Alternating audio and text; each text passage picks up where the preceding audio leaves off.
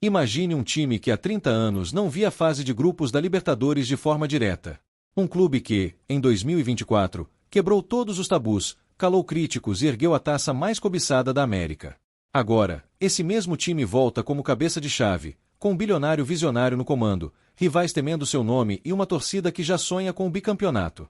Esse é o Botafogo de 2025. Mas atenção, o caminho está repleto de armadilhas, polêmicas internacionais e uma revolução que pode abalar até a Conmebol. Prepare-se para uma jornada épica. O peso da taça e a volta triunfal. Em 30 de novembro de 2024, diante de 80 mil pessoas no Estádio Monumental de Núñez, o Botafogo entrou para a história. Um 3-1 sobre o Atlético Mineiro, em pleno templo do River Plate, coroou uma campanha impecável na Libertadores. O cenário não poderia ser mais simbólico. O alvinegro ergueu a taça no coração de Buenos Aires, território de um dos maiores gigantes do continente, diante de uma plateia que incluía torcedores argentinos perplexos com a força do futebol brasileiro. E o detalhe mais icônico: o Botafogo venceu onde muitos times brasileiros tremeram. O sorteio que pode definir um legado. Na noite desta segunda-feira, em Luque, no Paraguai, as bolinhas da Conmebol vão desenhar o destino do Botafogo. E olha que o cenário é explosivo. Do pote 2, o Bolívar é um pesadelo logístico. Jogar em La Paz, a 3.600 metros de altitude, exige preparo físico e psicológico. Já o Libertad, do Paraguai, é um adversário traiçoeiro. Em 2024, eliminou o Fluminense com futebol pragmático. Mas o verdadeiro perigo está no pote 4. O Bahia, único brasileiro que pode cair no grupo do Fogão, promete um clássico nordestino-sulista com direito à guerra nas redes sociais e pressão extra em campo. Testor, o visionário por trás da revolução. John Testor não é um dono comum. O bilionário norte-americano, que controla o Botafogo, Lyon e o Crystal Palace, está reescrevendo as regras do jogo. Em 2023, ele processou a CBF por erros de arbitragem. Em 2024, conquistou a Libertadores. Em 2025, ele surpreende novamente, apoia publicamente Edinaldo Rodrigues, presidente da CBF que já foi seu inimigo. Em carta bombástica, Testor revela um plano secreto: transformar o Botafogo em ponte entre a Conmebol e a CONCACAF. Sim, você ouviu direito. A ideia é unir as Américas em um superbloco para desafiar a hegemonia europeia. E tem mais: o clube integrará um comitê da CBF contra a manipulação de resultados, usando tecnologia de ponta para rastrear apostas ilegais, um tema que já causou prisões no Brasil. A guerra psicológica dos rivais. Enquanto o Botafogo planeja, os adversários atacam. O presidente do Peñarol, Inácio Ruglio, disparou: no Brasil, você pode ser espancado, preso, e nada acontece. Mas se um torcedor faz um gesto racista, vira um drama mundial. A declaração, claramente uma provocação pós-confusão no Maracanã em 2024, revela um sentimento anti-Brasil na Conmebol. Do outro lado, Zico, ídolo do Flamengo, confessa em entrevista: quase fui botafoguense. Na minha infância, o Fogão ganhava tudo. E o comentarista Veloso mete a lenha: São Paulo chora igual ao Botafogo, mas só o Fogão chora e ganha. O novo Botafogo, MLs, medalhas e um tecnológico futuro.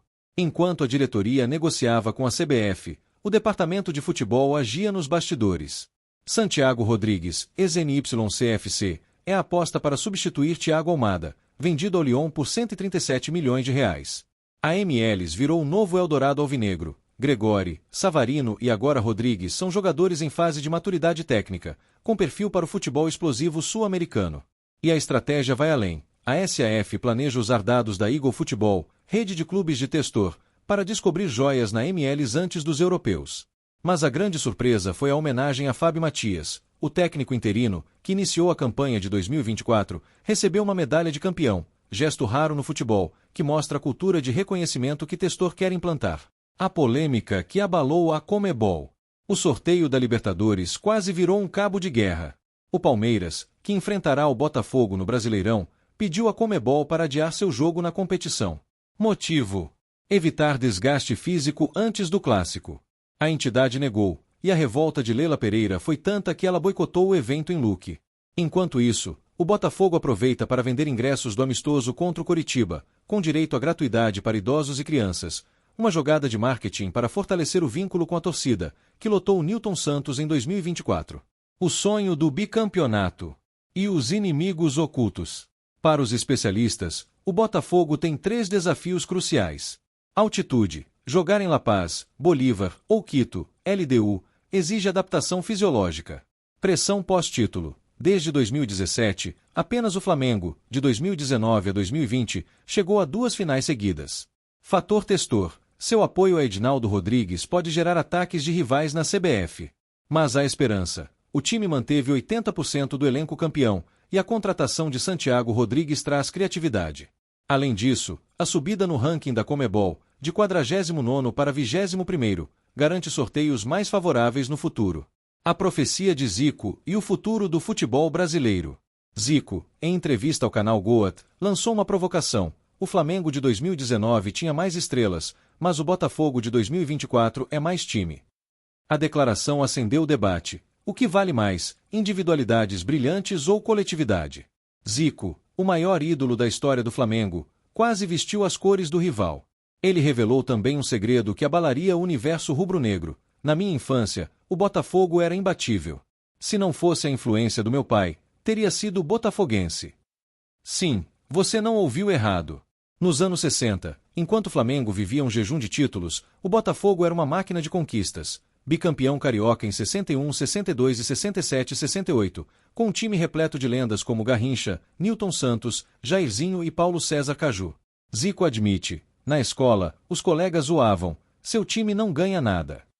Queria trocar de clube, mas meu pai não deixava. O ápice da frustração veio em 1972, no aniversário do Flamengo. Zico, então um jovem promessa, foi poupado por Zagallo do jogo contra o Botafogo. O resultado? Uma goleada histórica de 6-0 para o Alvinegro, com direito a faixas irônicas no Maracanã. Nós gostamos de vocês. Zico, que assistiu da arquibancada, confessou, saí do estádio no intervalo, peguei o ônibus para Quintino, e quando cheguei em casa, já estava 6-0. Foi um trauma. Mas a rivalidade tinha um lado positivo. A humilhação alimentou a fome de Zico por revanche. Anos depois, ele lideraria o Flamengo na Era de Ouro, mas nunca esqueceu. O Botafogo me fez ser mais craque. Essa história revela um detalhe cruel do futebol, o acaso. Se o pai de Zico fosse menos rigoroso, talvez o maior ídolo rubro-negro tivesse defendido as estrelas alvinegras. E o que isso significa hoje? Que o Botafogo, ao resgatar seu DNA vencedor, reacende traumas e inspirações em rivais. Como diria o próprio Zico, o Flamengo de 2019 tinha mais estrelas, mas o Botafogo de 2024 é mais time. Uma ironia do destino. O garoto que quase virou botafoguense hoje elogia o coletivo que um dia o humilhou. A pergunta que ninguém ousa responder. E aí, torcedor, o Botafogo será o primeiro brasileiro bicampeão da Libertadores desde o São Paulo em 1993? Ou a pressão de ser favorito, as polêmicas da Conmebol e a sombra de Testor serão grandes demais?